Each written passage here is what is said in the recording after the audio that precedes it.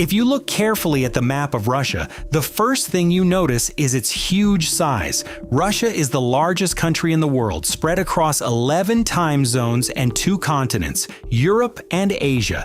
It stretches from the icy Arctic lands in the north to the desert borders of Kazakhstan in the south, and from the Baltic Sea in the west to the Pacific Ocean in the east. It is so big that on a world map it seems to stretch from one side to the other. But even more surprising than its size is this: about 80% of Russia's population lives in just 20% of its land, while more than 75% of its territory is almost empty.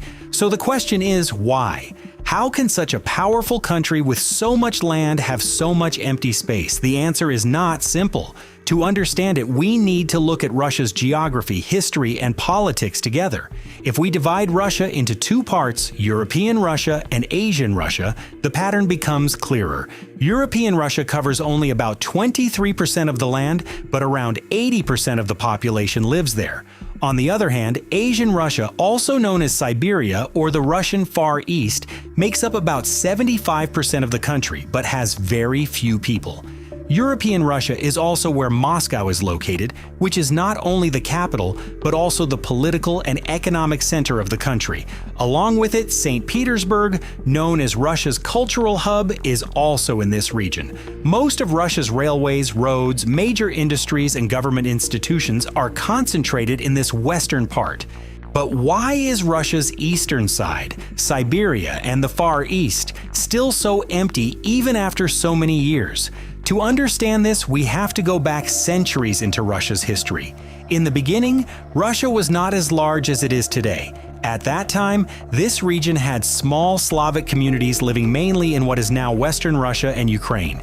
These communities were mostly settled along rivers, where the land was fertile, the climate was suitable, and life was easier. However, as soon as you cross the Ural Mountains and move toward Asian Russia, the geography and climate changed completely. When the Russian Empire began expanding, they tried to settle people in the east, but the reality was harsh. Siberia became known as a land of extreme cold, snow-covered forests and very difficult living conditions. While cities in European Russia were growing around rivers, in Siberia, severe winters, frozen ground, permafrost, and barren land made settlement almost impossible.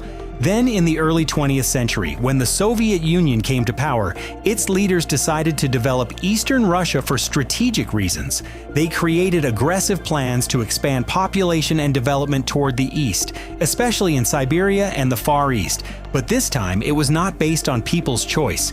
It was forced by the government. During the rule of Joseph Stalin from the 1920s to the 1950s, millions of people were sent to Siberia by force.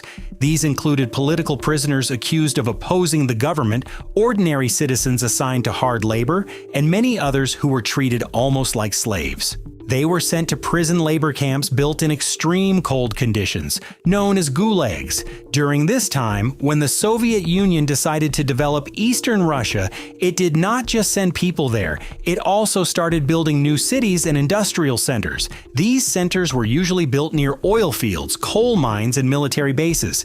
The goal was clear: to use Siberia's resources for the Soviet economy and to strengthen control over the eastern region. One of the biggest and most ambitious projects of this strategy was the Trans-Siberian Railway, which was completed in 1916. This railway starts from Moscow in the west and goes all the way to Vladivostok in the east, a major port city on the Pacific Ocean at around 9,300 kilometers long. It is considered the longest railway line in the world. Its purpose was to connect the far eastern parts of Russia with Western Russia.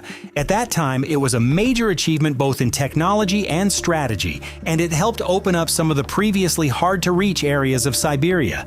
But even after all these efforts, one big truth remained: most Russians still did not want to settle in these regions.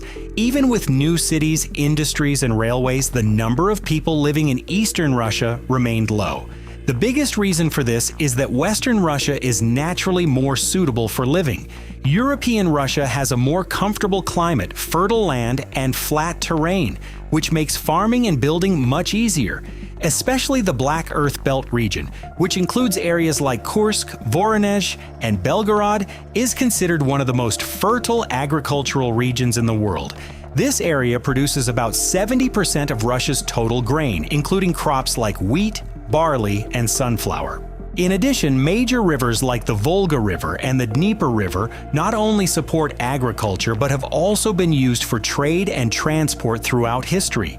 The Volga River alone flows through more than 11 Russian cities, such as Kazan, Nizhny Novgorod, and Volgograd, and finally empties into the Caspian Sea. This river network helps support both agriculture and the economy. Also, Western Russia is closer to Europe, which means it has stronger cultural and technological influence. Russia's two biggest and most important cities, Moscow and Saint Petersburg, are also located in this western region. Together, these two cities are home to around 20 million people. They offer better infrastructure, healthcare systems, job opportunities, and high-quality education. Most of Russia's major business leaders, government officials, and professionals are also concentrated in this region. Even today, the average salary in Moscow is almost double the national average salary of Russia. Because of this, a very clear divide can be seen across the country. Western Russia, European Russia, is an economic and political powerhouse, while Siberia and the Far East are still far behind. The biggest reason for this is living conditions. Life in eastern Russia is extremely difficult. Siberia is known for its harsh and sometimes deadly cold climate. For example, Yakutsk, which is considered the coldest city in the world, can see temperatures drop below minus 60 degrees Celsius. Rivers remain frozen for most of the year. Summers are very short, and even during summer, high humidity and large numbers of mosquitoes make living uncomfortable. In these regions, cities are very few, and the distance between them can be hundreds of kilometers. Forests, mountains, frozen ground, permafrost, and snow-covered land create major challenges for building basic infrastructure. There are very few roads, almost no public transport, and farming is nearly impossible. However, despite all these harsh conditions, Siberia is like a hidden treasure because it is rich in natural resources.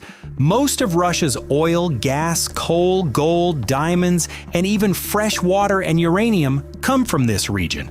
According to government estimates, about 80% of Russia's natural gas and nearly 70% of its oil are produced in Siberia. This oil and gas are also used to supply energy to European countries during both summer and winter. Siberia is also home to a natural wonder, Lake Baikal. This is not an ordinary lake. It is the deepest lake in the world with a depth of about 1,600 meters. Even more surprising, around 20% of the world's total fresh water is stored in this single lake. Similarly, about 40% of Russia's coal reserves are found in this region. It also has large gold and diamond mines. For example, the Sukhoi Log gold deposit in the Yakutsk region is one of the largest gold reserves in the world, with more than 540 tons of gold. Siberia is also very rich in uranium, which makes Russia one of the top uranium producers in the world.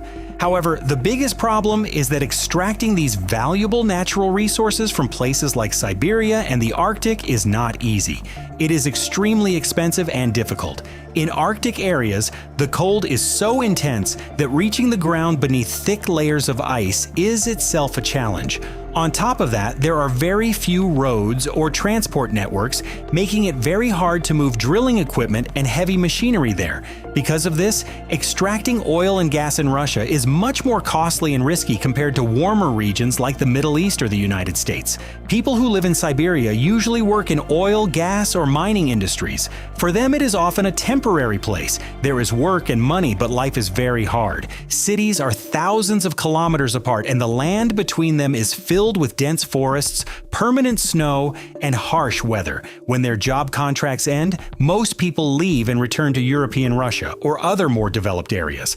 This is why you can find many ghost towns in Siberia, places that were once populated but are now abandoned. The Russian government has tried many ways to solve this problem. They have offered free land, big tax benefits, and even financial support for relocation, but still, most people are not willing to move east. The reason is simple: life there is extremely difficult. basic services like good schools, hospitals, internet, and transport are either limited or unreliable. Simply put, living there is just too hard.